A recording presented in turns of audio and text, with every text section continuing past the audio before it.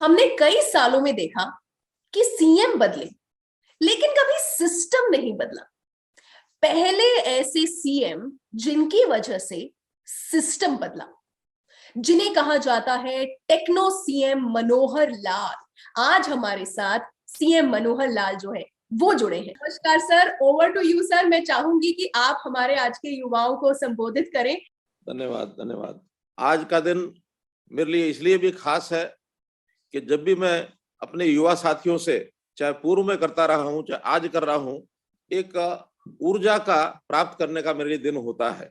जैसे कि युवा में ऊर्जा होती है, उसी प्रकार आपसे बातचीत करके भी वैसा ही मन में एक विचार आता है, वैसा ही एक जिसको कहना चाहिए कि ऊर्जा का भाव ये मन में जागृत होता है। तो इस दिन को मैं एक विशेष दिन के रूप में ऐसा मैं मानता हूँ। युवा शब्द को यदि हम उसको स्पेलिंग उसका उलट कर दें हिंदी में, तो ये वायु बनता है। वायु यानी हवा, और हवा के जैसे अलग अलग प्रकार होते हैं। हवा यदि मध्यम थोड़ा धीमे चलती है तो बयार बनती है, और अगर वायु थोड़ा सा गति पकड़ती है तो उसमें ऊर्जा आती है। तो वायु ऊर्जा का भी एक पैमाना होता है, और अगर कहीं बहुत अधिक गति से वायु चलने लग जाए तो अंधड़ बन जाता है, और जब अंधड़ बनता है तो वो अपने आप में विध्वंस भी करता है। तो इसलिए चाहे उसकी दिशा है चाहे दशा है, ये युवा की दिशा और दशा ये अपने आप में मान के चलना चाहिए कि युवा की ठीक होनी चाहिए। आज का ये जो कार्यक्रम है, तो मैं यहाँ पे सबसे पहले आज की स्टूडेंट सिमरप्रीत कौर को बुलाना चाहूंगी। उनका आज का पहला सवाल मनोहर सर के लिए। Over to you Simarpreet. नमस्कार सर, मेरा नाम सिमरप्रीत कौर है। मैं अंबाला हरियाणा से बिलोंग करती हूँ।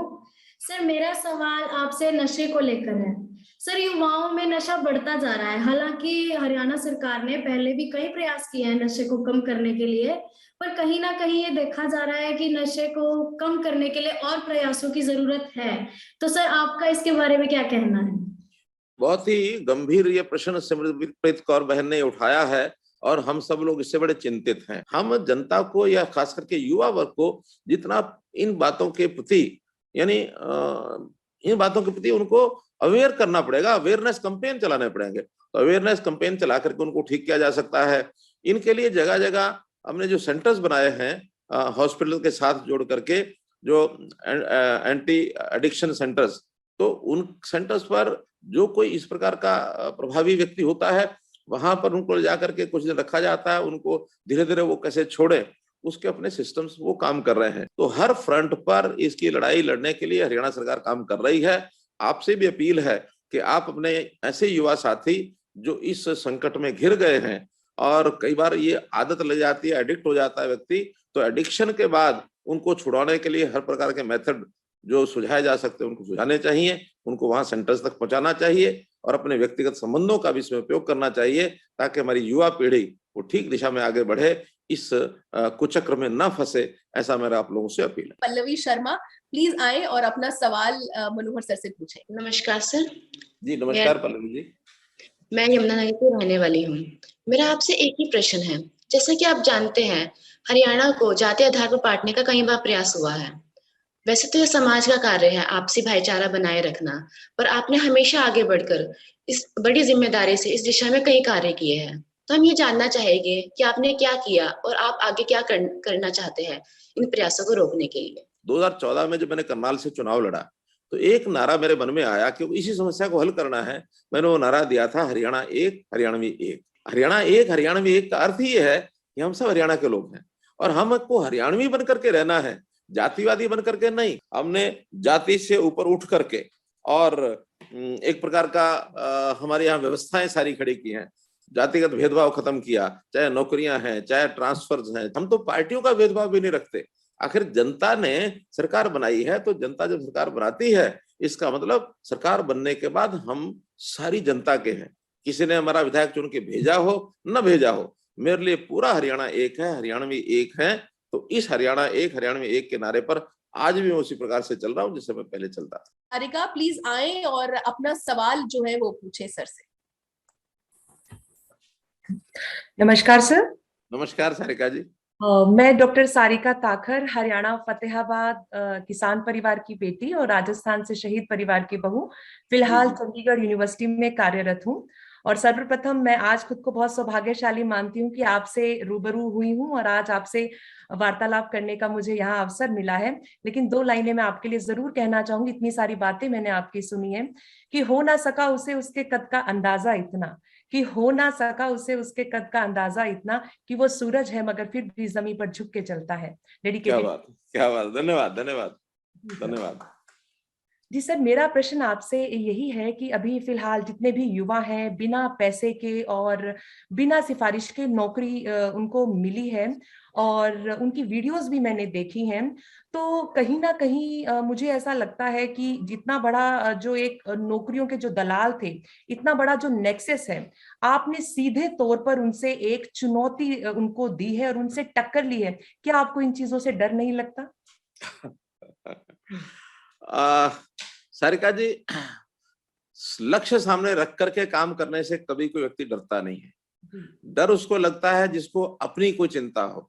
मुझे अपनी चिंता नहीं है, मुझे इस समाज की चिंता है। समाज में जितने प्रकार के हम कष्ट देखते हैं, भेदभाव देखते हैं, जितना उनके साथ अन्याय होता है, उन सब चीजों को देख करके, और ये जो पहले चलता था भाई भतीजावाद, ये मेरा, ये तेरा, ये उसका, ये इसका, ये कुनबा, ये परिवार, इन सब चीजों से उठ करके कुछ तो मैंने अपने जीवन में एक जो व्यवस्था बनाई, उसके कारण से मुझे ऊपर उठने में कोई दिक्कत नहीं आई है, क्योंकि मैंने अपना परिवार बसाया नहीं। और अपने आसपास के लोग जरूर जरूर अपेक्षा करते रहे हैं। जब शुरू में जब मैं मुख्यमंत्री बना, भाई के परिवार, कहीं चाचा के परिवार, और चाहे कहीं बहनों का परिवार, कहीं बाकी सब, लेकिन सबसे पहले आते ही मैंने उन सबको सूचना भेजी थी कि मेरा जो निवास है, इस निवास की जो चारदीवारी है, इसमें केवल जो मेरे लिए यहाँ काम करते होंगे कर्मचारी 1-2 लोग, या तो वो रहेंगे, या फिर सरकारी काम से कोई आएगा तो वो आएगा। मेरे परिवार का कोई आदमी इस चारदीवारी के अंदर नहीं आएगा। और 6 महीने तो बहुत परेशान रहे, लेकिन 6 महीने के बाद उनको भी संतोष हुआ, ध्यान आया और उनकी समस्याएं भी कम हुई, क्योंकि जो लोग उनको तंग करते थे वो आना बंद हो गए उनके पास कि तुम्हारे आने के बाद हमारा काम तो होता नहीं है, इसलिए तुम्हारे पास क्यों आए। 6 महीने बाद उन्होंने कहा कि हमारा जो शुरू में 1 दिन में हमारी तनख्वाह पूरी लग जाती थी चाय के अंदर, अब वो पैसा हमारा बचने लग गया, हमारे पास कोई नहीं आता, इसलिए आपका जो ये नियम है ये बहुत अच्छा है, हम आपके यहाँ नहीं आएंगे, आएंगे तो जनता की तरह आके मिलेंगे। ये दूसरा मेरा जो कैंप ऑफिस है, वहाँ जनता आती है, जनता को मैं बुलाता हूँ, और जनता जो जब भी किसी ने मिलना होता है उसमें घंटा लगाएं, 2 घंटे लगाएं, उनके साथ एक निश्चित तौर पर कार्यक्रम करते हैं। ध्यान में ये आता है कि आखिर ये जो मैं और मेरा, मेरे लिए तो हरियाणा सारा एक है, और सारे हरियाणा एक है, तो मेरा एक परिवार है। इस परिवार में जो योग्य व्यक्ति है उसी को नौकरी मिलनी चाहिए। मेरे रिश्तेदार की और मेरे जानकार की और मेरे पार्टी के आदमी की पहले लगे, बाकी बाद में रहे, ऐसा क्यों हो? न्याय संगत नहीं है। न्याय वही है जो सबको समान रूप से मिले, और जब समान रूप से मिलता है तो फिर उसमें से धीरे धीरे जो समस्याएं होती हैं वो अपने आप को समझा लेते हैं। शुरू में लोगों ने मुझे डराया, जैसे आपने कहा, डरा नहीं मैं, लेकिन लोगों ने डराया। लेकिन डराने के बाद आज वही लोग कहते हैं नहीं, आपकी ये जो सिद्धांत है, आपकी थ्योरी है, ये जो प्रिंसिपल है, ये ठीक है, ताकि इसमें से नाराज कोई नहीं होता।